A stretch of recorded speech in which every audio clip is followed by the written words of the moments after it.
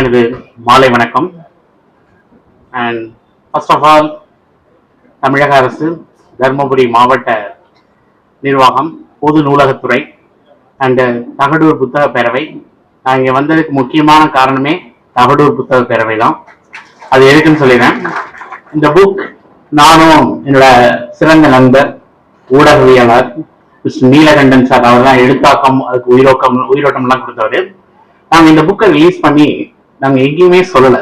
இந்த மாதிரி ஒரு புக் ரிலீஸ் பண்ணிருக்கோம் அப்படின்னு நாங்கள் எங்கேயுமே சொல்ல. பட் புக் எக்ஸிபிஷன்ல விகடன் இதுல இருந்து வச்சிருக்கும் பொழுது சார் சார் தங்கமணி சார் வாங்கியிருக்காங்க. வாங்கி பார்த்துட்டு அதுக்கப்புறம் அவர் எங்களை கூப்பிட்டு நீங்க இந்த புக்கை நாங்கள் ரிவ்யூ பண்றோம் அப்படின்னு. எனக்கும் நீலகண்டன் சாருக்கும் ஒரே ஆச்சரியம். என்னப்பா இது நம்ம எங்கேயுமே சொல்லி, இது யாரோ ஒருத்தர் இதை கண்டுபிடிச்சு இந்த புக்கை பயங்கரமா சொல்றாங்களே. பட் அது விகடன்ல தொடரா வந்தது, அது புக்கா வந்தது நிறைய பேருக்கு தெரியாது. அது அந்த வாயிலாக இன்னைக்கு கூட டாக்டர் செந்தில் சார் அவரோட ஃபேஸ்புக்ல கொடுத்திருந்தாங்க. அண்ட் ரொம்ப நல்ல ஒரு இன்ட்ரோடக்ஷன் கொடுத்திருந்தாங்க. அவங்களுக்கு என்னோட மனமார்ந்த நன்றிகள். அண்ட் இந்த விழாவுக்கு வந்திருக்கின்ற அனைவரும், ஆன்றோர்கள் மக்களும் சான்றோர்களும் கேட்கொண்டவர்களுக்கும் என்னோட மனமார்ந்த நன்றியையும், இந்த புத்தக கண்காட்சியில் பார்ட்டிசிபேட் பண்ணிருக்க எல்லா எழுத்தாளர்கள், பப்ளிஷர்ஸ் எல்லாருக்கும் என்னோட மனமார்ந்த நன்றியை தெரிவித்துக் கொண்டு, ஆக்சுவலா என்னோட ப்ரோக்ராம்ஸ் எல்லாமே நாங்க செமினார் மாதிரி பண்ணுவோம். ஒரு ஃபுல் டே உட்கார வைப்போம். சினிமா கூட 3 மணி நேரம் தான். ஆனா ஒரு குடும்பத்தை ஃபுல்லா உட்கார வைக்கிறதுங்கிறது எளிதான காரியம் கிடையாது. பட் அவ்வளவு வாய்ப்புகள் இருக்கு அப்படிங்கிறது தெரியாமலே தமிழகத்துல நம்ம நிறைய வாய்ப்புகளை நம்ம மிஸ் பண்றோம். அந்த காம்படிஷன்லயும் நமக்கு கிடையாது. ஏன்னா இன்னைக்கு நம்ம இந்த பெரிய உலகளாவிய வாய்ப்புகள்ல நம்ம தமிழகம்னு ஒரு இடத்துல உட்கார்ந்து, அதுல நம்ம ஊர் எந்த ஊரோ, நான் தர்மபுரியில உட்காந்து இங்க இருக்கிற வாய்ப்புகளை வச்சு எனக்கு வாய்ப்புகளே இல்லை, எனக்கு உலகம் எனக்கு உலகளாவிய வாய்ப்புகள் இல்லை அப்படின்னு சொல்லி நம்ம தேடலை சுருக்கிக்கிறோம் அப்படிங்கிறது என்னோட ஃபர்ஸ்ட் பாயிண்ட். ஸோ மெயினா கல்வி அப்படிங்கிறது ஒரு இனிமையான பயணம். ஒரு குழந்தை பிறந்ததுல இருந்து தவழ்ல இருந்து எப்படி ஒரு மொழி கத்துக்குதோ அது மாதிரி ஒரு இனிமையான பயணம். இந்த இனிமையான பயணத்தை பெற்றோர்கள் நல்லா அனுபவிச்சிருந்தாங்க. இன்னைக்கு இந்த இனிமையான பயணம் குழந்தைகளுக்கு பயமுறுத்தி காண்பிக்கப்படுகிறது. கல்வி பயங்கரம், இது ரொம்ப கஷ்டப்பட்டு படிக்கணும் அப்படிங்கிற மாதிரி நாங்க பயமுறுத்துறோம். படிச்ச நாங்கள்லாம் சேர்ந்து படிக்க வர்றவங்களை பயமுறுத்தணும். கரெக்டா இல்லையா? ஆனா இது ஒரு இனிமையான பயணம். அது ஒரு குழந்தை ரொம்ப அழகா இதை டிராவல் பண்ணலாம். இது இஷ்டப்பட்டு படிக்கணும், கஷ்டப்பட்டு படிக்க கூடாது. ஆனா நம்ம இன்னைக்கு நாங்க அதை ரொம்ப கஷ்டப்படுத்தி காமிக்கிறோமோ அப்படிங்கிற எங்களுக்கு ஒரு பயம் நிறையவே இருக்கு. ஏன்னா தேர்வுகள் அப்படின்னாலே ஒரு பயம். அந்த பயம் தேர்வை பார்த்தாலே ஐயோ நமக்கு அது வீட்டுல எல்லாருக்குமே அந்த பயம் சூழல் எல்லாருக்கும் வந்துருது. ஆனா கல்வி அப்படி கிடையாது. அண்ட் கல்வியை பொறுத்த வரைக்கும் பாத்தீங்கன்னா, நம்ம கல்வி அப்படிங்கிறது வள்ளுவர் ஒரு 2000 வருஷத்துக்கு முன்னாடி இந்த மாதிரி ஒரு வேர்ல்ட்லி நாலேஜ ஒரு அழகான ஃபார்மேட்ல கொடுத்திருக்காருன்னா, இதை புரிந்து கொள்ளக்கூடிய அளவுக்கு மக்களுக்கு கல்வி இருந்தது. அப்ப கல்விங்கிறது நம்ம ஜீன்லயே இருக்கு. ஓகே, இது எப்ப இந்த கல்வியை நம்ம அழிக்கவே முடியாது. அது வள்ளுவர் அவர் குரல்லையே சொல்லியிருக்காரு. கல்வி கேடில் விளைச்செல்வம் அப்படிங்கறத கல்வி அழிக்க முடியாத செல்வம் அப்படிங்கறத மட்டும்தான் நம்ம எடுத்துக்கிட்டோம். நம்ம என்ன மறந்துட்டோம் அப்படின்னா, வள்ளுவர் கல்வியே செல்வம் அப்படிங்கிறார். செல்வம் எந்த ஃபார்ம்ல வேணாலும் வரலாம். அது மணியா வரலாம், லேண்டா வரலாம், கோல்டா வரலாம். எப்படி வந்தாலும் அந்த செல்வத்தை ரிஜெக்ட் பண்ணக்கூடாது. பட் இன்னைக்கு மாணவர்கள் எனக்கு இந்த சப்ஜெக்ட் பிடிக்கல, அந்த சப்ஜெக்ட் பிடிக்கல, பெற்றோர்களும் உடனே என் குழந்தைக்கு மேத்ஸ் வராது, சயின்ஸ் வராது, பிசிக்ஸ் வராது அப்படின்னு சொல்லி அவங்க ரிஜெக்ட் பண்ண ஆரம்பிக்கிறாங்க. என்னை பொறுத்த வரைக்கும் சிலபஸ்ல ப்ராப்ளம் கிடையாது, ஸ்டூடெண்ட்ஸ் லேர்னிங்ல ப்ராப்ளம் கிடையாது. ஒன்லி டெலிவரி மோட்ல தான் ப்ராப்ளம் இருக்கு. அந்த டெலிவரி மோட் நாங்க ரொம்ப காம்ப்ளிகேட் பண்ணி காமிக்கிறோம். இப்போ ஒரு 4 வயசு பையன், ஒரு 5 வயசு பையனை கூப்பிட்டு ஒரு ஆண்ட்ராய்டு போனை கொடுத்தாலோ இல்ல ஒரு ஐபோனை கொடுத்தாலோ 2 நாள்ல 3 நாள்ல உங்களுக்கு தலைகீழ சொல்லி கொடுப்பான். கரெக்டா இல்லையா? ஆனா அவனை கூப்பிட்டீங்க, வாப்பா கான்டாக்டுக்கு 1 மாச கோர்ஸ், வாட்ஸ்அப்புக்கு 3 மாச கோர்ஸ், இன்டர்நெட்டுக்கு 1 வருஷம் கோர்ஸ் அப்படின்னா அந்த பையன் மொபைல் கிட்ட வருவானா, ஓடி போயிடுவானா? ஏன்னா அந்த அளவுக்கு நாங்க கல்வியை நாங்க பயமுறுத்தி காமிக்கிறோம் அப்படிங்கிறது என்னோட பாயிண்ட் ஆஃப் கன்சர்ன். கல்விங்கிறது இது நம்ம ஜீன்லயே இருக்கு. அந்த காலத்துல இன்னைக்கு நீங்க 1 முழம் பூ கொடுங்க அப்படிங்கிறீங்க. 1 முழங்கிறது 2 ஜான். அது ஒரு கணக்கடிகாரம்னு ஒரு மெஷர்மெண்ட்ல இருந்து எடுத்திருக்காங்க. 8 அணுங்கிறது ஒரு கதிர்த்துகள், which is equivalent to 1.27 nanometre. நானோமீட்டர்லாம் இப்பதான் கண்டுபிடிச்சாங்க. அதுக்கு முன்னாடியே நம்ம முன்னோர்கள் எல்லாம் யூஸ் பண்ணிருக்காங்க. அது மாதிரி ஃபர்லாங் தான் நமக்கு தெரியாது. 5 ஃபர்லாங் = 1 கிலோமீட்டர். இதெல்லாம் அந்த கணக்கடிகாரத்துல இருக்கு. ஒன்ன நம்ம வகுத்த மாதிரி உலகத்துல யாருமே வகுக்கல. இந்த ஃபிராக்ஷன் பண்ணது, வீசம் கால் வீசம்லாம் நம்ம தாத்தா பாட்டிக்கு தெரியும், நமக்கு தெரியாது. இதை 2 மெஷர்மெண்ட் மட்டும் தான் நமக்கு தெரியும்.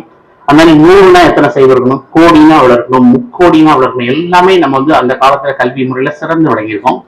பட் அந்த கல்வி முறைகள் எப்படி வந்து கொஞ்சம் கொஞ்சமா காணாம போச்சு அப்படின்னா ஒரு பெரிய ஒரு ஆச்சரியமான விஷயம். ஏன்னா அந்த கண்டினியூட்டியில வந்து நம்ம சமூகம், குறிப்பா வந்து தமிழ் சமுதாயம் வந்து மற்ற சமுதாயங்களோட ஒரு மாறுபட்டு விலகி நிக்கிறதுக்கு காரணம் வந்து இந்த கல்வி வந்து தொடர்ந்து யாரோ ஒரு சிலரோட முயற்சியில, உங்களுக்கு எப்படி இங்க தகடூர் புத்தக பேரவை வந்து ஏதோ ஒரு முயற்சிகள் எடுக்கிற மாதிரி ஒரு தனி மனித முயற்சிகளாலதான் அது வந்து அந்த ஒரு குரூப் ஃபார்ம் பண்ணி அதுக்கப்புறம் அந்த வாசிப்புகள் இது மாதிரி நிறைய விஷயங்கள் டாக்குமெண்ட் ஆகி அது வெளியே அந்த தொடர்ச்சிங்கிறது வந்து தொடர்ந்து எத்தனையோ சேதங்கள் எத்தனையோ வந்து அதனோட காயங்கள் இருந்தாலும் அந்த வளர்ச்சிகள் வந்து மிக அபிரதமான வளர்ச்சிகளா இருக்கு.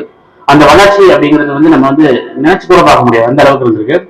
கல்வியில வந்து நம்ம ரொம்ப சிறந்து விளங்கியிருக்கோங்கிறதுக்கு எண்ணற்ற சான்றுகள் இருக்கு. அதெல்லாம் நிறைய வந்து அறிஞர் பெருமக்கள் எனக்கு முன்னாடி நிறைய வந்து கொடுத்திருப்பாங்க. சிம்பிளா வந்து ஒரு ஸ்டோரி சொல்லணும் அப்படின்னா 111000ல சோழ சாம்ராஜ்யம் தான் உலகத்திலேயே மிகப்பெரிய சாம்ராஜ்யமா இருந்திருக்கு. அவங்க வந்து யானை படைகள் மட்டும் 65,000 யானைகள் வந்து அந்த படைகள்ல வந்து வச்சிருக்காங்க. And thanks to Mani Ratnam sir, பொன்னியின் செல்வன்ல ஹிஸ்டரி தவிர எல்லாம் சொல்லிட்டு போயிட்டாரு. ஹிஸ்டரி வந்து அவங்க சவுத் ஈஸ்ட் ஏஷியா ஃபுல்லாவே கண்ட்ரோல் பண்ணாங்க. And from Sri Lanka to Sumatra அவங்க படைகள் 65,000 எலிபென்ட்ஸ் இருந்தது. இந்த யானைகள் வந்து போருக்கு போகும்போது ஆக்ரோஷமா போமா, அந்த வில்லேஜே அப்படியே வந்து அதிருமா. அண்ட் அப்படியே ஒரு 1000 வருஷம் கழிச்சு நீங்க பாத்தீங்க அப்படின்னா அந்த யானைகளை வந்து நம்ம எப்படி யூஸ் பண்றோம். அது இன்னைக்கு நம்மளால கோவில்ல 2 யானைகளை வச்சு மேனேஜ் பண்ண முடியல. இது எத்தனை யானைகள். இந்த யானைகள் வந்து இன்னைக்கு வந்து பாத்தீங்க அப்படின்னா 65,000 எலிபென்ட்ஸ் வச்சிருக்காங்க. அப்படின்னா அவங்க எஜுகேஷன் நல்லா இருந்திருக்கு, கவர்னன்ஸ் நல்லா இருந்திருக்கு. இன்னைக்கு அந்த எலிபென்ட் எதுக்கு நம்ம யூஸ் பண்றோம் அப்படின்னா அந்த காலத்துல நம்ம போருக்கு யூஸ் பண்ணோம். இன்னைக்கு வந்து கோவில் வாசல்ல இருந்து அது ஊர்வலம் வர்றதுக்கும் அண்ட் ஆசீர்வதிக்கிறதுக்கும் அதுக்கு மட்டும்தான் நம்ம யூஸ் பண்றோம். யானைக்கே இப்படி ஒரு திறமை இருந்ததுன்னு தெரியாத அளவுக்கு எப்படி யானை மாற்றப்பட்டதோ அப்படிதான் நம்ம எல்லாம் மாறிடும். கரெக்டா? வாழ்நாள் முழுவதும் எண்ணற்ற திறமைகளை நமக்குள்ள வச்சுட்டு எனக்குள்ள இப்படி ஒரு திறமைகள் இருக்கா அப்படின்னு தெரியாமலே லூஸ் பண்றது வந்து இது பெரிய லாஸ். என்னை பொறுத்த வரைக்கும் அதான் நான் பெருசா பார்க்கிறேன். அதனால இந்த கல்வி அப்படிங்கிறது வந்து கல்வியோட மிக முக்கியமான குறிக்கோள். நிறைய பேர் நிறைய விஷயங்கள் சொல்லுவாங்க. குழந்தைங்களுக்கு வந்து இது வந்து கல்வினா உடனே வேலை கிடைக்கும். கல்வியோட மிக முக்கியமான குறிக்கோள் உங்களுக்கு வேலை வாங்கி தரது கிடையாது. ஏன்னா இப்ப நாங்க இந்திய வயதுடையவர்கள், அதாவது இந்த குழந்தைங்களோட அம்மா அப்பாக்கள் அவங்க எல்லாம் பாத்தீங்கன்னா நாங்கெல்லாம் பள்ளியில படிக்கும்போது மொபைல்னு ஒரு டிவைஸ் வரும்னு கனவு கூட நினைச்சு பார்த்ததில்ல. இன்டர்நெட் அப்படின்னு வரும் நாங்க நினைச்சு கூட பார்த்ததில்ல. இது எங்க வாழ்க்கை முறைகள்ல வந்து ஏறத்தாழ ஒரு 10 to 20 ஆண்டுகள் நடந்ததுன்னா இந்த குழந்தைங்களோட வாழ்க்கையில வந்து இது 2 to 5 வருடங்களுக்குள்ள இது காணாமப்படும். அந்த அளவுக்கு தொழில்நுட்பங்கள் அபிரதமா வளர்ச்சிகள் வந்துட்டு இருக்கு. இந்த வளர்ச்சிகளை புரிந்து கொள்ளக்கூடிய மனநிலையில் நம்ம கிடையாது. ஏன்னா இந்த வளர்ச்சிகள் என்ன நடக்குதுங்கிறத பத்தி நம்ம அது தேடுறது கிடையாது. ஔவையார் சொன்னது மாதிரி நம்ம தேடல் வந்து ஆழமாகவும் விரிவாகவும் இல்லைன்னா நமக்கு வந்து வைரங்கள் தென்படாது. நம்ம மண் எடுத்துட்டே சாட்டிஸ்ஃபை ஆகிறோம். ஆனா அந்த தேடலை வந்து நீங்க எவ்வளவு கூட ஆழப்படுத்துறீங்களோ விரிவுபடுத்துறீங்களோ அவ்வளவு கூட வந்து உங்களுக்கு வந்து நல்ல வாய்ப்புகள் வந்து தென்படும். வாய்ப்புகள் எதுவுமே நம்மளை தேடி வராது. உங்க தேடல் அதிகமா இருந்தாதான் அந்த வாய்ப்புகள் உங்களுக்கு தென்பட ஆரம்பிக்கும். ஆனா அந்த வாய்ப்புகளை தேடுவதற்கான முயற்சிகள் அப்படிங்கிறது இன்னைக்கு பெரும்பான்மையான குடும்பங்கள்ல கிடையாது. இந்த சமூகத்திலேயே வந்து நம்ம ஒரு சினிமாவுக்கு தேடுற அளவுக்கு கூட ஒரு புத்தகத்தையோ இல்ல நமக்குரிய வாய்ப்புகளையோ தேடுவதற்கு நம்ம முயற்சிகள் எடுப்பது வந்து மிக குறைவாக இருக்கிறது. இந்த வாய்ப்புகள் எல்லாம் குறைவா இருந்தாலும் வாய்ப்புகள் எண்ணற்ற வாய்ப்புகள் உலகளாவிய வகையில வந்து கொட்டி கிடக்கின்றன. அதனால தமிழகத்துல மட்டும்தான் வாய்ப்புகள் அப்படிங்கிறதுலாம் கிடையாது. என்னோட ஸ்டூடெண்ட்ஸ் எல்லாம் வந்து அவங்க பண்ற ஒவ்வொரு விஷயங்களும் பார்க்கும்போது எங்களுக்கு அவ்வளவு சந்தோஷமா இருக்கு. நான் லாஸ்ட் வீக் வந்து நான் பாம்பே பண்ணேன். ஐஐடி பாம்பேல படிக்கக்கூடிய ஸ்டூடெண்ட்ஸ் வந்து எங்க பேரண்ட் ஒருத்தர் வந்து என்கிட்ட சொன்னாரு, சார் என்னோட ஸ்டூடெண்ட் வந்து ஐஐடியில வந்து அவங்க வந்து குவாண்டம் ஃபினான்ஸ் அப்படின்னு ஒரு ஏரியாவில் ஒர்க் பண்றாங்க.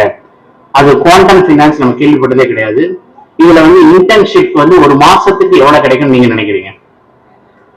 ஒரு இன்டர்ன்ஷிப் ஒரு மாசம் நீங்க குவாண்டம் ஃபினான்ஸ் பத்தி பண்றீங்க அப்படின்னா எவ்வளவு இன்டர்ன்ஷிப் கிடைக்கும் நினைச்சு கூட பார்க்க முடியுமா? சும்மா கெஸ் பண்ணுங்க. ஒரு மாசத்துக்கு 75 லட்சம் கிடைக்குது. ஹலோ, வாய்ப்புகள் ஓகே. ஒரு மாசத்துக்கு 75 லட்சம் ரூபாய் இன்டர்ன்ஷிப் கிடைக்குது அப்படின்னா இந்த வாய்ப்புகள் நமக்கு தெரியுதா? தெரியாது. ஏன்னா நம்ம எல்லாம் வந்து தெரிஞ்சதை வச்சு கொண்டாடுறோம், தெரியாத அப்படியே விட்டுரும். ஆனா தெரியாத பத்தி தேடுதலும் கிடையாது. ஓகே, அந்த இதே மாதிரி நிறைய எமர்ஜிங் ஏரியாஸ் அப்படின்னு சொல்லுவோம். நிறைய ஏரியாஸ் வந்து நமக்கு தெரியாது. இன்னைக்கு வந்து உயர்கல்வியை பொறுத்த வரைக்கும் என்ன நடக்குதுன்னா, ஒரு துறையோட வளர்ச்சி இன்னொரு துறைக்கு எவ்வாறு உதவுதுங்கிறது தான் இன்னைக்கு நிறைய பண்ணிட்டு இருக்காங்க. இப்ப நான் ஒரு ஸ்டூடெண்ட்க்கு இப்ப நான் கரண்ட்லி ஒரு ப்ராஜெக்ட் வந்து பண்ணிட்டு இருக்கேன். அவர் ஐஐடி மெட்ராஸ்ல வந்து பயாலஜிக்கல் சயின்சஸ் வந்து படிக்கிறாரு. எங்க ஸ்டூடெண்ட்ஸ் நிறைய வந்து படிச்சு கேன்சர் ரிசர்ச்ல இந்தியா இருக்காங்க. 2017 இருந்து நான் வந்து வேர்ல்ட்ல பெஸ்ட் பிளேசஸ் அனுப்பியிருக்கோம். அவர் வந்து ஒர்க் பண்ண போறது வந்து கேன்சர் இம்யூனோதெரபிக்கு ஒர்க் பண்றாரு. அதுக்கு யார் வேர்ல்ட்லயே பெஸ்ட் ப்ரொஃபசர், எந்தெந்த இன்ஸ்டிடியூஷன்ஸ் எங்க இருக்கு, யாரெல்லாம் எந்த ப்ரொஃபசர்லாம் நோபல் பிரைஸ் வாங்கியிருக்காங்க, யாரை போய் நம்ம வந்து டச் பண்ணலாம், எந்த ப்ரொஃபசர் இந்த ரிசர்ச்ல வந்து அவர் இன்ட்ரெஸ்டடா இருப்பாரு அப்படிங்கிற மாதிரி அந்த மாணவர் வந்து நாங்க தேட சொல்லி எடுத்துட்டு வந்து அவர் வந்து அவ்வளவு நல்ல டேட்டாஸ் எடுத்துட்டு வர்றாரு. அந்த மாணவருக்கு இவ்வளவு திறமைகள் இருந்து அது அப்படியே புதைக்கப்பட்டிருக்குங்கிற போதுதான் நமக்கு அது வேதனையை தருகிறது. கரெக்டா? அந்த குழந்தை வந்து நம்ம வந்து லேசா நீங்க வந்து இந்த ஜெனரேஷன் ஸ்டூடெண்ட்ஸ்க்கு எல்லாம் வந்து இந்த பக்கம் போப்பா அப்படின்னு சொன்னா போதும், அவன் அதை விட அந்த ரோடே போட்டு கொடுத்துருவான். அந்த அளவுக்கு திறமைகள் வந்து நம்ம கண்ட்ரில வந்து வீணடிக்கப்படுகிறது. குறிப்பா வந்து அந்த யங் ஏஜ் டேலண்ட் வந்து அந்த நம்ம கண்ட்ரில இருக்கிற பாப்புலேஷன் உலகத்தில் எங்கேயுமே கிடையாது. இந்தியாவோட மீடியம் ஏஜ் வந்து 28.3, சைனா வந்து 38.4. அதனால சைனா 3 குழந்தை பெற்றுக்கங்க அப்படிங்கிறாங்க. they want to increase the population. உலகம் முழுவதும் வயோதிக நாடுகள் ஆயிட்டு இருக்கு. நம்ம நாட்டுல வந்து நல்ல சிறந்த இளைஞர்கள் இருக்காங்க. இவங்களுக்கு வந்து ஒரு தரமான கல்வியை கொடுத்தோம் அப்படின்னா உலகளாவிய வாய்ப்புகள் இருக்கு. ஏன்னா உலகத்துல எங்க போனாலும் இந்த குழந்தைங்க வந்து இன்னைக்கு நிறைய விஷயங்கள் சொல்லலாம். ஒவ்வொரு கண்ட்ரி இந்த மாதிரி வந்து ரெஸ்ட்ரிக்ஷன் பண்றாங்க, இதெல்லாம் பண்றாங்க அப்படின்னாலும் இது வந்து இப்போ ஒன்றும் புதுசா நடக்கிறது இல்லை. இப்ப நீங்க வந்து ஸ்டான்ஃபோர்ட் மாதிரி ஒரு பல்கலைக்கழகம் எடுத்தீங்கன்னா 1891 இருந்து இருக்கு அப்படின்னா இத்தனை ஆண்டுகள்ல அந்த பல்கலைக்கழகம் எத்தனையோ சேலஞ்சஸ் வந்து அது பார்த்துட்டு வந்திருக்கும். 1-2 பார்த்துருக்காது. நம்ம ஏதோ இதை விட்னஸ் பண்றோம். இந்த ஒரு மொமெண்ட்ல இந்த ஒரு பாயிண்ட்ல வந்து நம்ம பார்த்துட்டு வாய்ப்பே இல்லை, நம்ம எதெல்லாம் வந்து இல்லைன்னு சொல்றோமோ அதுக்குள்ள உள்ள வாய்ப்புகளை கண்டுபிடிக்கக்கூடிய திறமைகள் இருந்தும் அந்த திறமைகளை நம்ம வந்து யூஸ் பண்றது கிடையாது. அதுதான் வந்து மிக வருந்தத்தக்க விஷயமா பாக்குறேன். அது மிஸ்டர் மகாத்மா காந்தி ரொம்ப அழகா சொல்லியிருப்பாரு. அவர் அக்டோபர் 20, 1931 வந்து சாத்தம் ஹவுஸ்ல சொல்லும்போது, பிரிட்டிஷ் வந்து நீங்க வந்து எங்க கல்வி முறைகள் வந்து 100 ஆண்டுகளுக்கு முன்னாடி மிகச் சிறப்பா இருந்தது, பட் எங்க கல்வி முறையை நீங்க மரத்தெல்லாம் ஃபுல்லா வெட்டிட்டீங்க, ஆனா அதனோட வேர்களை நீங்க வந்து விட்டுட்டு போயிருக்கீங்க. அந்த வேர்கள் வந்து நாங்க திருப்பி தண்ணி ஊற்றி அதை கொண்டு வந்துருவோம் அப்படின்னாரு. அது உண்மையிலேயே வந்து திறமைகள் வந்து இந்த நாட்டின் வளர்ச்சி அப்படிங்கிறது வந்து மகாத்மா காந்தி அவர்கள் சொன்ன மாதிரி இந்த நாட்டின் வளர்ச்சிங்கிறது வந்து கிராமங்கள்ல தான் இருக்கு. ஆனா அந்த கிராமங்கள்ல உள்ள திறமைகளை வந்து நம்ம வந்து அது எப்படிங்கிறத வந்து வளர்ப்பதற்கோ இல்ல அதை வந்து நல்லா இன்னும் வந்து ஆக்சலரேட் பண்ணி இன்னும் அடுத்த லெவல் கொண்டு போவதற்கான முயற்சிகள் மிக குறைவாக வந்து கிராமங்களை சென்றடைகிறது. அதனால மாணவர்கள் நிறைய பேர் நினைக்கிறாங்கன்னா, எனக்கு வந்து இதெல்லாம் போய் படிக்கணும்னா எனக்கு வந்து நான் பெரிய இடத்துல போய் படிச்சிருக்கணும், இந்த ஸ்கூல்ல படிச்சிருக்கணும் அப்படிலாம் கிடையாது. இன்னைக்கு யார்கிட்ட வந்து வாழ்க்கையில முன்னேறணும்னு வெறி இருக்குன்னா, யாரெல்லாம் ரொம்ப கஷ்டப்படுறாங்களோ, யாருக்கெல்லாம் வசதிகள் இல்லையோ அந்த குழந்தைங்க தான் வாழ்க்கையில முன்னேறுன்ற வெறி இருக்கு. நீங்க எல்லாருமே நம்ம வந்து கம்ஃபர்ட் ஜோன்ல காலியாகும். கரெக்டா இல்லையா? அதனால வந்து அந்த கம்ஃபர்ட் ஜோனை வந்து எவ்வளவு கூட நீங்க வந்து உங்களுக்கு வந்து இன்னைக்கு நான் காலையில 4 மணிக்கு எந்திரிச்சு படிக்கணும் அப்படின்னா எந்திரிச்சு படிக்கணும், அதுக்கு எக்ஸ்கியூஸே கிடையாது. ஆனா நான் எல்லாத்தையும் சொல்றது, நீங்க யாரோட போட்டியிடணும்னா உங்களோட மட்டும்தான் போட்டியிடணும், வெளி உலகத்தோட போட்டியிடக்கூடாது. உங்க பிரெயின்ல வந்து பாசிட்டிவ் பிரெயின், நெகட்டிவ் பிரெயின் அப்படின்னு 2 இருக்கு.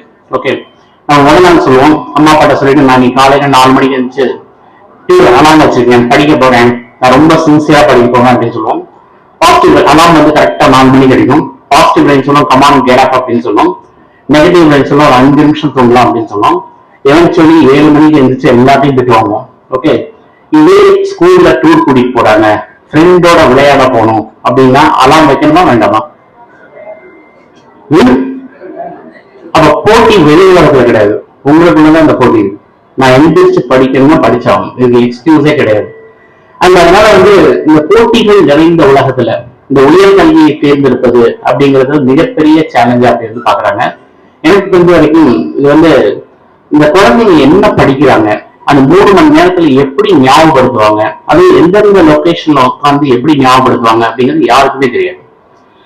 முதல்ல நான் என்னோட புத்தகத்தையும் குறிப்பிட்டிருக்கேன். பிளஸ் 2 நிறைய தேர்வுகள் நடக்குது. கிட்டத்தட்ட வந்து ஒரு 80க்கும் மேலான நுழைவுத் தேர்வுகள் நான் எல்லா தேர்வும் எழுத விடுறேன். ஏன்னா என்னை பொறுத்த வரைக்கும் இந்த எக்ஸாமினேஷன் எக்ஸ்பீரியன்ஸ் ஒவ்வொரு வெவ்வேறு லொகேஷன்லையும் போய் உட்கார்ந்து 3 மணி நேரம் உட்காந்து அந்த குழந்தை ஃபோக்கஸ் அண்ட் கான்சென்ட்ரேஷன் பண்ணும்போது அந்த குழந்தையோட மெமரி ரீகலெக்ஷன் ரொம்ப அழகா வந்து ஒவ்வொரு இடத்துலயும் வந்து அந்த நிகழ்வுகள் ஒவ்வொரு மாதிரி இருக்கு. எனக்குலாம் வந்து 2016 நீட்டும் இருந்தது, சிஎம்சி வெள்ளூரும் இருந்தது. எனக்கு ஒரு குழந்தை வந்து ஒரு ஸ்டூடெண்ட் வந்து நீட் எழுதி கிடைக்கல, ஆனா சிஎம்சில 14 சீட்ல வாங்கிட்டு போயிட்டாங்க. அதனால அந்த குழந்தைக்கு திறமை இல்லைன்னு சொல்ல முடியாது. அதனால 3 மணி நேரம் அப்படிங்கிறது வந்து நான் ஒரே ஒரு எக்ஸாமினேஷன் வச்சு நாங்க யாரையுமே நாங்க எவாலுவேட் பண்றது இல்லை. பட் இதுல என்ன குறிப்பா வந்து இன்னைக்கு நம்ம நிறைய பார்க்கணும்னா, எங்கெல்லாம் லட்சத்துல போட்டிகள் இருக்கோ அதை நம்ம ரொம்ப விரும்பி அது போய் போட்டி போட்டு தோக்குறதுல நம்ம ரெடியா இருக்கும். ஏன்னா அது எஃபர்ட் அதுக்கான முயற்சிகள் கிடையாது. அந்த லட்சத்துல போட்டிட்டு காணாம போறதை விட ஃபியூ தௌசண்ட்ஸ்ல கம்ப்ளீட் பண்ணி டாப்ல வர்றது இன்னும் ரொம்ப ஈஸி. ஆனா நம்ம அந்த பக்கம் திரும்பி கூட பாக்குறது இல்லை. நம்ம லட்சத்துலதான் போட்டு போடுறதுக்கு நம்ம ரெடியா இருக்கும். லட்சத்துல போட்டிட வேண்டாம்னு சொல்லல, நீங்க எல்லாமே பெஸ்ட்டா கொடுக்கலாம். ஏன்னா நீங்க வந்து எந்த ஒரு டாக்டர் இன்னைக்கு வந்து டாப் ஒரு 30-35 வருஷத்துக்கு முன்னாடி படிச்ச டாக்டர் யாரை கேட்டாலும் அவருக்கு மெடிசனும் கிடைச்சிருக்கும், இன்ஜுரியும் கிடைச்சிருக்கும். அவரோட பிரெயினோட ஃபுல்லஸ்ட் கெப்பாசிட்டியை எவாலுவேட் பண்ணிப்பாரு. அதுக்கப்புறமா அவர் ஒண்ணு எனக்கு வேணாம்னு சொல்லி அவர் ரிஜெக்ட் பண்ணுவார். கரெக்டா? இன்னைக்கு வந்து நாங்க இல்ல நீ நீட்டுக்கு போறியா அப்படின்னா நீ வந்து மேக்ஸ் படிக்காத, ஐஐடிக்கு போறியா அப்படின்னா நீ பயாலஜி படிக்காத அப்படின்னா ஒண்ணும் கிடையாது. ஓகே, யார் வேணாலும் எப்ப வேணாலும் எங்க இருந்து வேணாலும் படிக்கலாம். படிப்பதற்கான முறைகள், மாற்றங்கள், அந்த டீச்சிங் லேர்னிங் மெத்தடாலஜி எல்லாம் வந்து ஆல் ஓவர் இந்தியா, நாட் இந்த தமிழகத்தை மட்டும் சொல்ல, இந்தியா முழுவதும் இன்னைக்கு குழந்தைகளுக்கு சரியான தகவல்கள் வந்து போய் சேருது. நாங்க வந்து 12வது வரையும் படி அப்படின்னு ரொம்ப கஷ்டப்படுத்துறோம். ஆனா 12க்கு அப்புறம் என்ன படிக்கலாம் அப்படிங்கிறது வந்து நாங்க ரொம்ப குறைச்சிட்டோம். அதனால வந்து நிறைய கவர்மெண்ட் பாத்தீங்கன்னா தமிழக அரசு வந்து நிறைய முயற்சிகள் எடுக்கிறாங்க. அந்த நான் முதல்வன் நிறைய திட்டங்கள்லாம் கொண்டு வராங்க. இந்த திட்டங்கள்லாம் உங்களுக்கு ஓரளவுக்கு ஒரு இன்ஃபர்மேஷன் கிடைப்பதற்கான ஒரு முயற்சிகள் வந்து எல்லாமே நடந்துட்டு இருக்கு. பட் இருந்தாலும் இன்னும் நமக்கு வந்து தகவல்கள் வந்து நிறைய தெரியல. அந்த இன்னைக்கு வந்து நம்ம இந்தியாவில படிக்கிறது எல்லாமே நம்ம வந்து ஒரு எஜுகேஷன் ஒரு ஸ்கேல் வச்சுட்டீங்கன்னா ஒரு 0 to 100 வச்சீங்கன்னா நம்ம இந்தியாவில வந்து டீச்சிங் இன்ஸ்டிடியூஷன் இருக்கு. அவங்க வெறும் புஸ்தகத்தை எடுத்து வாசிச்சு உங்களுக்கு சொல்லி தரதான் வந்து உங்களுக்கு சொல்லிக் கொடுப்பாங்க. இது 1948 டாக்டர் சர்வப்பள்ளி ராதாகிருஷ்ணன் அன்னைக்கே சொல்லிட்டாரு. ஃபர்ஸ்ட் எஜுகேஷன் கமிஷன்ல இந்த மாதிரி கொடுக்கறது வந்து கல்வியில மிக முக்கியம் கிடையாது. அது வந்து சொசைட்டிக்கு வந்து யூஸ்ஃபுல்லா இருக்கணும், கான்டெக்ட் பேஸ்ட் லேர்னிங்கா இருக்கணும், அதுல ரிசர்ச் வந்து நிறைய பண்ணணும். அந்த ரிசர்ச் வாயிலா நமக்கு வந்து நிறைய விஷயங்கள் வந்து மாணவர்களுக்கு வந்து அதை டிபேட் பண்ணணும் அப்படின்னாங்க. பட் அதெல்லாம் இன்னைக்கு வந்து ஒன்லி ஒரு 10% of the institution higher research இன்ஸ்டிடியூஷன்ல தான் கிடைக்கும். அது டீச்சிங் கம் ரிசர்ச் இன்ஸ்டிடியூஷன் அப்படின்னு சொல்லுவோம். அது ஐஐடி, ஐஏஎஸ்சி இந்த மாதிரி இன்ஸ்டிடியூஷன்ஸ் எல்லாமே வந்து மெடிக்கல் எடுத்தீங்கன்னா all India medical science, JIPMER in Pondicherry, CMC Vellore, இதெல்லாம் டீச்சிங் கம் ரிசர்ச் இன்ஸ்டிடியூஷன். மற்ற மெஜாரிட்டி 90% ஆஃப் த இன்ஸ்டிடியூஷன் இந்த இந்தியாவில் இருக்கிறது எல்லாமே டீச்சிங் இன்ஸ்டிடியூஷன். ஆனா வாழ்க்கையில ஒரு தடவையாவது நீங்க வந்து இந்த top institution teaching cum research இன்ஸ்டிடியூஷன்ல போய் படிச்சீங்க அப்படின்னா எண்ணற்ற வாய்ப்புகள் உங்களை வந்து உங்க பின்னாடி லைஃப்ல 20 வருஷத்தை அதை ரெடியூஸ் பண்ணும். நாங்க அதை நிறைய பார்த்துக்கோம் எங்க ஸ்டூடெண்ட்ஸ் வழியா. அந்த மாணவர்களுக்கு வந்து எப்படி வழிகாட்டுதல் நம்ம இன்ஃபர்மேஷன் கொடுத்தா அந்த குழந்தைங்க எப்படி போய் அவங்களுக்கான விஷயங்களை தெரியும். நான் இந்த 23 ஆண்டுகள் என்னோட பயணத்துல எல்லா குழந்தையும் ஒரே ஃபார்மேட்டை பண்ணவே கிடையாது. ஒவ்வொரு குழந்தையும் யூனிக். அந்த குழந்தை தேடல் வேற மாதிரி இருக்கு, அந்த குழந்தை போய் எடுக்கக்கூடிய கோர்ஸ் வேற மாதிரி இருக்கு, அதனோட செலெக்ஷன் வேற மாதிரி இருக்கு. அட்மிஷன் வாங்குற வரைக்கும் அதனோட ஆசைகள் வேற மாதிரி இருக்கும். அட்மிஷன் வந்ததுக்கு அப்புறம் அந்த குழந்தை அது கம்ப்ளீட்டா மாறிடும். அதனால வந்து அந்த தருணங்கள் வந்து அந்த வின்னிங் எக்ஸ்பீரியன்ஸ் அப்படின்னு சொல்லுவோம். அது எத்தனை கேம் வந்து வின் பண்ணிக்கல, ஸ்கூல்ல ஒரு சின்ன காம்படிஷன்ல வின் பண்ணா கூட அந்த குழந்தைக்கு வந்து ஒரு பயங்கரமான சந்தோஷத்தை கொடுக்குது. அப்ப நான் வந்து 80 எக்ஸாமினேஷன் எழுதி எங்க ஸ்டூடெண்ட்ஸ் எல்லாம் 20, 25, 40 அட்மிஷன் வாங்கினாங்கன்னா அது மூலமா கிடைக்கக்கூடிய அந்த சந்தோஷத்தையும் அந்த தன்னம்பிக்கையும் நான் எவ்வளவு பணம் கொடுத்து வாங்க முடியாது. ஓகே, +2க்கு அப்புறம் வந்து இந்த தேர்வுகளை எழுதுறதுக்கு வந்து நிறைய பேர் இல்ல நான் இதுதான் படிக்கிறேன், இதுதான் ஃபோக்கஸ், இதை தாண்டி நான் தாண்ட மாட்டேன் அப்படின்னா இதனால நான் இந்தியா முழுவதும் டிராவல் பண்றேன். லாஸ்ட் செமினார் வந்து நான் பாம்பேல பண்ணிட்டு வரேன். அங்க வந்து பாத்தீங்கன்னா காம்படிஷன் வந்து ஒரு எந்த கம்யூனிட்டி எடுத்துக்கிட்டாலும் நீங்க ஐஐடி இருந்தாலும் நீட்டா இருந்தாலும் மொத்தமாவே 7000 சீட்டா இருக்கும்.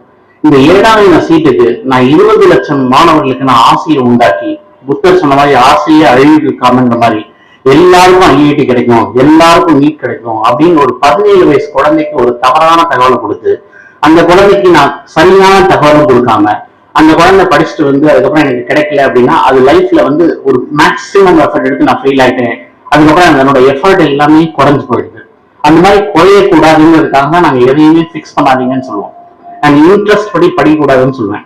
மேடம் கூட சொன்னாங்க நீங்க இன்ட்ரெஸ்ட் படி படிக்கக்கூடாதுன்னு சொல்றீங்க, நான் இன்ட்ரெஸ்ட் படி படிக்கக்கூடாதுன்னு சொல்றேன். ஏன்னா பிகாஸ் உங்களோட இன்ட்ரெஸ்ட் வந்து ஒரு தயிர் சாதம் ஊறுகா அப்படின்னு வச்சிட்டீங்கன்னா, ஒரு பெரிய ஒரு ஹோட்டல்ல போய் நம்ம பஃபேல வச்சு ஒரு 300 வெரைட்டி வச்சிருந்தா ஒரு இன்ட்ரெஸ்ட் படி எடுத்துக்கப்பா அப்படின்னா வெறும் தயிர் சாதம் ஊறுகா வச்சிருக்கீங்களா, மத்தத பார்ப்பீங்களா? ஏன்னா இன்ட்ரெஸ்ட்ங்கிற பேர்ல இதை விட பெஸ்ட் ஆப்ஷன் பிரியாணி மத்தெல்லாம் நீங்க நெக்லெக்ட் பண்றீங்க. கரெக்டா இல்லையா? ஆனா ஹியூமன் மைண்ட் வந்து மங்கி மைண்ட் மாதிரி அடுத்த பெஸ்ட் பாக்குற வரைக்கும் இதுதான் இன்ட்ரெஸ்ட். ஓகே, அடுத்த பெஸ்ட் டீச்சர் பாக்குற வரைக்கும் இவங்க தான் நல்ல டீச்சர். ஓகே, அந்த அடுத்த பெஸ்ட் என்னங்கிறது நமக்கு தெரியாது.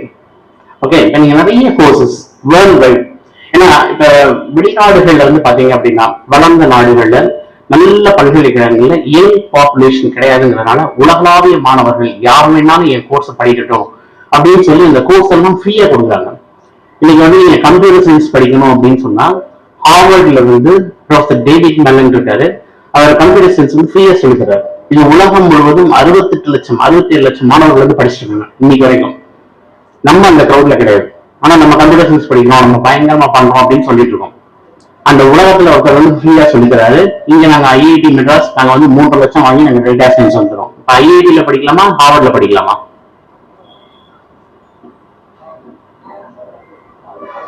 ஹார்வர்ட் தெரியாத வரைக்கும் ஐஐடி மெட்ராஸ் தான் பெஸ்ட். கரெக்டா இல்லையா?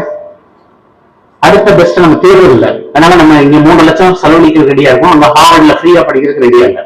ஆனா நாங்க வந்து உங்க தேடல் வந்து ஆழமாகணும், நல்ல விரிவுபடுத்தணும், ஆழப்படுத்தணும் அப்படிங்கிறது என்னோட கருத்து. மூணாவது வந்து கல்வியில வந்து சேலஞ்சஸ் எப்பவுமே இருந்துட்டு இருக்கும். கல்வி வந்து அது நிறைய வந்து நம்ம கல்வியில வந்து சொல்லக்கூடிய விஷயங்கள் எல்லாமே மாறுபட்ட கருத்துக்கள் தான். இந்த கருத்துக்கள் வந்து எல்லாமே வந்து உண்மையும் கிடையாது, பொய்யும் கிடையாது. நீங்க இதுக்குள்ள வந்து நான் என்ன சொல்றேன்னா, இது ரொம்ப குழப்பமா இருக்கு, இதுல வந்து ஸ்கோப்பே இல்லை அப்படின்னு சொல்லி இதை பேசிக்கிட்டே நீங்க கீழே மூழ்கிறத விட இதுக்குள்ள என்ன வாய்ப்புகள் இருக்குன்னு பார்த்து அதுக்குள்ள அழகா மலர்றது நல்லதா இல்ல மூழ்குவது நல்லதா அப்படிங்கிறது நம்ம தான் பார்க்கணும். ஓகே, அந்த எல்லாமே பிரச்சனைகள் நிறைந்த உலகம் தான். பட் இந்த காம்ப்ளெக்சிட்டிஸ் இருக்கதான் செய்யும். இந்த காம்ப்ளெக்சிட்டிக்குள்ள நீங்க எப்படி டிராவல் பண்ணுறதுதான் மிக மிக முக்கியமானது. நான் என்னோட ப்ரொஃபசர் அண்ட் என்னோட மென்டார் என்ற குரு ப்ரொஃபசர் டாக்டர் எம் ஆனந்த கிருஷ்ணன், அவர் வந்து உங்க வாணியம்பாடியில பிறந்து இஸ்லாமியா காலேஜ்ல படிச்சு அவர் வந்து 1952 காலேஜ் ஆஃப் இன்ஜினியரிங் கிண்டியில வந்து ஜாயின் பண்ணி first PhD from University of Minnesota, அப்புறம் வந்து ஐஐடி கான்பூர்ல ப்ரொஃபஸரா இருந்து first UN science counsellor in Washington DC, உங்க மாவட்டத்துக்கு பக்கத்துல இருந்து. சரிங்களா? இந்த மாதிரி இதெல்லாம் 1950s நம்ம நினைச்சு கூட பார்க்க முடியாது. அப்ப வந்து திறமைகள் எங்கு இருந்தாலும் அது வந்து நீங்க எந்த கண்ட்ரி, எந்த கம்யூனிட்டி, எந்த ரிலீஜன் எதுவும் பார்க்காது. இதையெல்லாம் தாண்டி உலகளாவிய வாய்ப்புகள் உங்களுக்கு காத்துட்டு இருக்குன்னா நம்ம அதை பார்க்கலாமா, இல்ல இங்க லோக்கல்ல சண்டை போட்டு காணாம போலாமா? ஹலோ, இல்ல மிஸ்டர் சுந்தர் பிச்சை எங்க போயிருக்க முடியாது, இந்த சத்தியங்கள்ல போயிருக்க முடியாது. கரெக்டா? நம்ம வந்து நம்மளையே வந்து தரம் தாழ்த்தி நம்மளை பத்தியே குறை சொல்லி நம்ம இந்த கிணத்துக்குள்ளேயே தான் ஃபைட் பண்ணிட்டு இருக்கோம். இதை தாண்டி வெளியே வர்றதுக்கான ஒரு முயற்சிகளோ இல்ல அதற்கான ஒரு என்ன சொல்றது ஒரு இனிஷியேட்டிவ்ஸ் எங்கேயுமே இருக்கிற மாதிரி எனக்கு தென்படல. ஓகே, அண்ட் இந்த சேலஞ்சஸ் வந்து கல்வி வந்து உங்களுக்கு வந்து இன்ட்ரெஸ்ட் படி படிக்கக்கூடாது, ஸ்கோப்புக்கும் படிக்கக்கூடாது. ஏன்னா ஸ்கோப் அப்படின்னு சொன்னா இன்னைக்கு வந்து ஏஐ வந்து பயங்கரமான ஸ்கோப் அப்படின்னு சொல்றோம். இன்னைக்கு வந்து நான் இப்ப இந்த பிரான்ச்சஸ் பத்தி எங்க செமினார்ல சொல்லும்போது எல்லாரும் வந்து இந்த ஒரு 10 பிரான்ச் தான் எடுத்து நீங்க கொண்டாடுறீங்க. ஓகே, நீங்க ஏஐசிடி இணையதளத்துல போய் பாத்தீங்கன்னா 259 இன்ஜினியரிங் பிரான்ச்சஸ் இருக்கு. நீங்க வந்து இந்த 5-10 பிரான்ச்சை வச்சு நான் கொண்டாடி நீங்க எல்லாத்தையும் வந்து இந்த 10.75 lakhs வந்து கம்ப்யூட்டர் சயின்ஸ் படிக்கிறாங்க. ஓகே, எர்த் சயின்சஸ் இந்தியால 300 பேர் தான் படிக்கலாம். இதை நான் படிச்சா எர்த் சயின்சஸ் படிச்சா எனக்கு வந்து ஹார்வர்ட், ஸ்டான்ஃபோர்ட் எங்க வேணாலும் அனுப்பலாம். நான் உங்க சேலத்துல இருந்து ஒரு பையன் அனுப்பியிருக்கேன். அவன் வந்து டெல்லி டெக்னாலஜி யூனிவர்சிட்டியில என்வரான்மெண்டல் போட்டோம். என்வரான்மெண்டல் போட்டுட்டு அந்த பையன் வந்து மாஸ்டர்ஸ் இன் ஸ்டான்ஃபோர்ட். பட் அது வந்து ரொம்ப எளிமையா கிடையாது. நாங்க செகண்ட் இயர்ல இருந்தே நாங்க அவரோட ப்ரொஃபைல்லாம் பில்ட் பண்ணோம். நீங்க டாப் யூனிவர்சிட்டிக்கு போகணும்னா நீங்க உலகளாவிய போட்டிகள் இருக்கீங்க. அப்ப நான் செகண்ட் இயர்ல இருந்தே நான் என்ன பண்ணணுங்கிறத பார்க்கணும். அவர் செகண்ட் இயர்ல வந்து சிஎஸ்கேயோட T20 எவாலுவேஷன் பண்ணாரு, டெல்லியோட ஏர் குவாலிட்டியை வந்து பண்ணாரு, இங்கிலீஷ் பிரீமியர் லீக் வந்து ஸ்டாட்டிஸ்டிக்கல் மாடலிங் பண்ணாரு, நியூட்டன் மேட்ச்ல போய் ஸ்கோர் போர்ட்ல கரெக்ஷன் பண்ணி கொடுத்தாரு. படிச்சது என்வரான்மெண்டல், பண்ணதெல்லாம் கோடிங் கிளப்ல போய் சேர்ந்து கம்ப்யூட்டர் சயின்ஸ் டிபார்ட்மெண்ட் சேர்ந்து பண்ணாரு. இன்னைக்கு உயர்கல்வியில வந்து அப்புறம் பண்ணதுனால ஒரு ஸ்டான்ஃபோர்ட் கிடைச்சது. இப்போ வந்து ஃபிளட் சயின்டிஸ்ட் ஒரு ப்ரொஃபஷனல் ஒர்க் பண்ணிட்டு அப்படின்னா என்னன்னா, சடனா இப்போ பெய்ஜிங்ல ஃபிளட் வருது, கல்ஃப்ல ஃபிளட் வருதுன்னா அந்த ஃபிளட்டை வந்து நீங்க எவ்வளவு குவான்டிட்டி ஆஃப் ஃபிளட் வந்து இங்க வந்து டவுன் போர் ஆக போகுது, இதை ஸ்டாட்டிஸ்டிக்கல் மாடலிங் பத்தி எவாலுவேட் பண்றாரு. பிளட் சயின்டிஸ்ட் அப்படின்னு நம்ம ஒரு ப்ரொஃபஷன் கேள்விப்பட்டிருக்கோமா? நம்ம கேள்விப்படவே இல்லை. நான் இன்னொரு ஸ்டூடெண்ட் எனக்கு ஹியூமானிட்டிஸ் ஸ்டூடெண்ட்ஸ் இப்போ நான் கைட் பண்ணிருக்கேன். டிஜிட்டல் ஹியூமானிட்டிஸ் அப்படின்னு ஒரு டிவிஷன் இருக்கு. அப்படின்னு நமக்கு என்னமே தெரியாது.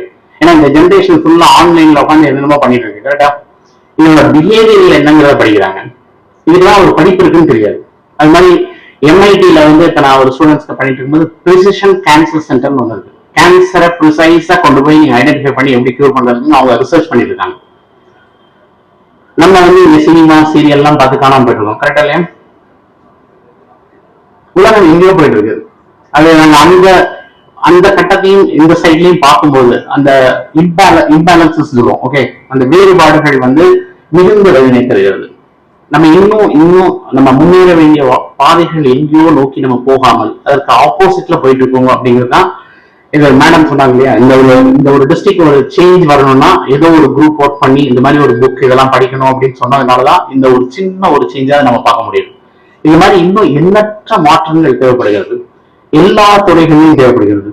நம்ம வந்து அதான் நான் எல்லாத்தையும் சொன்னேன், இந்த கோவில்கள் அந்த காலத்துல எப்படி கட்டினாங்க அப்படின்னு புரிந்து கொள்ளக்கூடிய கூட அளவுக்கு நம்ம கல்வி கிடையாது. நம்ம எல்லாம் ரொம்ப செல்ஃபிஷா போய் ஸ்ட்ரைட்டா அம்மன் சொன்னதுக்கு அப்ளிகேஷன் போட்டு வெளியே வந்துடும். கரெக்டா? நாம எல்லாம் இருக்கணும்னு சொல்லிட்டு. ஓகே, அந்த சிற்பங்கள் எப்படி பண்ணாங்க, ஓவியங்கள் எப்படி பண்ணாங்க, அந்த மனதை அமைதியாக்கி கூட சூழலை எப்படி கிரியேட் பண்ணாங்க, இதெல்லாம் புரிந்து கொள்ளக்கூடிய அளவு கூட நமக்கு கல்வி கிடையாது. கல்வியோட மிக முக்கியமான நோக்கம் என்னன்னா வேலை வாங்கி தரது கிடையாது, உங்களுக்கு ஸ்கோப் படி படிக்கிறது கிடையாது, இன்ட்ரெஸ்ட் படி படிக்கிறது கிடையாது. உலகத்துல எந்த மூளைக்கு சென்றாலும் எந்த ஒரு சவால்கள் வந்தாலும் தான் பெற்ற கல்வியின் வாயிலாக எவ்வாறு எதிர்கொண்டு வெற்றி காண்பதுங்கிற தன்னம்பிக்கையை கொடுக்கறது தான் கல்வி. கரெக்டா? வேலை கொடுக்கறதுதான் கல்வி கிடையாது. இன்னைக்கு இந்த வேலை இருக்கலாம். இப்ப நான் ஒரு ஹார்வர்ட் யூனிவர்சிட்டி ப்ரொஃபஸரோட மேனேஜ்மெண்ட் லெக்சர் வந்து அட்டன் பண்ணேன். அவர் என்ன சொல்றாருன்னா, ஹார்வர்ட் தான் வேர்ல்ட்லயே பெஸ்ட் எம்பிஏ, இந்த எம்பிஏ படிக்கிறதே வேஸ்ட் அப்படிங்கிறாரு. ரொம்ப ஆச்சரியமா இருந்தது. என்ன சார் இப்படி அவர் சொல்றாருங்களா எல்லாமே கேட்கலாம். அவர் என்ன சொல்றாருன்னா, நாங்க சொல்லிக் கொடுக்கக்கூடிய மேனேஜ்மெண்ட் தியரி எல்லாம் 20 முன்னாடி உள்ளது. 20க்கு அப்புறம் வந்து அவங்க வந்து ஃபேஸ்புக்குங்கிறாங்க, சோசியல் மீடியாங்கிறாங்க, டிஜிட்டல் மார்க்கெட்டிங்கிறாங்க. இதெல்லாம் இந்த மேனேஜ்மெண்ட் தியரியிலே கிடையாதுங்கிறார். நாங்க ஸ்டூடெண்ட் வந்து கத்துக்கிறோங்கிறார். ஓகே, இந்த மாற்றங்களை புரிந்து கொள்ளக்கூடிய பல்கலைக்கழகங்கள் இன்னும் உலகத்துல இருக்கு.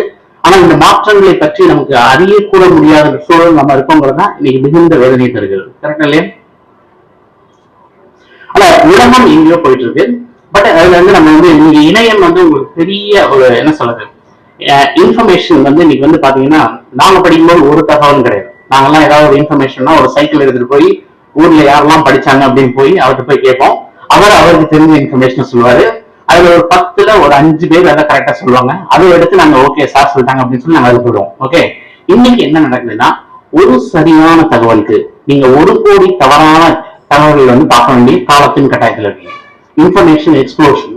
இந்த எக்ஸ்ப்ளோஷன்ல வந்து எது சரியான தகவல், எந்த தகவல் நமக்கு தேவை அப்படிங்கிறது ஃபில்டர் பண்றது கூட நமக்கு வந்து அந்த அளவுக்கு கூட நாலேஜ் கிடையாது. ஆனா நம்ம பார்க்கறதெல்லாம் சரி அப்படின்னு நினைக்கிறோம், கேட்கறதெல்லாம் சரின்னு நினைக்கிறோம். ஓகே, அது வந்து மிக தவறான இது வந்து. ஏன்னா நமக்கு மேடம் வந்து முதல்ல வந்து சார்னு சொல்லியிருந்தாங்க, அந்த பகுத்தறிவு அப்படின்னு சொல்லியிருந்தாங்க. கரெக்டா? அந்த இன்ஃபர்மேஷனை நம்ம வந்து எடுத்து மைண்ட்ல அசிமிலேட் பண்ணி இது சரியான தகவலா இது தவறான தகவலா அப்படின்னு ஒரு பக்கத்துல போய் கூட கேட்கறது இல்லை. இதான் நான் சொல்றேன், நாங்கெல்லாம் படிக்கும்போது எங்களுக்கு ஏதாவது ஒரு சப்ஜெக்ட் புரியல எதுவும் தெரியல அப்படின்னா நேரா ஃப்ரெண்டு வீட்டுக்கு சைக்கிள் எடுப்போம், சொல்லிக் கொடுறா அப்படின்னா அவனும் சொல்லிக் கொடுப்பான், நாங்க உட்காந்து படிச்சுட்டு வந்துருவோம். ஓகே, இன்னைக்கு ஃபிளாட்ல பக்கத்துல இருந்தாலும் இல்ல வீட்டு பக்கத்து போர்ஷன்ல இருந்தாலும் அவங்களே இன்னும் எதிரியாக பார்க்கக்கூடிய ஒரு கல்வி முறையை நாங்க கொடுத்துருவோம். கரெக்டா? அந்த குழந்தைகிட்ட போய் கேட்கலாம், அந்த வீட்டுல போய் கேட்கலாம், அங்கெல்லாம் போய் போகக்கூடாது, கேட்கக்கூடாது அப்படின்னா இந்த சமூக சூழல் வந்து இந்த கல்வியை வந்து சரியாக புரிந்து கொள்ளவில்லையா? இந்த சூழல் வந்து அதாவது ஒரு கல்விங்கிறது வந்து யார்கிட்ட வேணாலும் கேட்கலாம், யார்கிட்ட வேணாலும் நீங்க கத்துக்கலாம். அதெல்லாம் வந்து நான் என்னோட ப்ரொஃபசர் சொல்லிட்டு இருந்தேன். நான் சாரோட சேர்ந்து ஒரு 60 கமிட்டி ஒர்க் பண்ணிட்டு இருந்தேன்.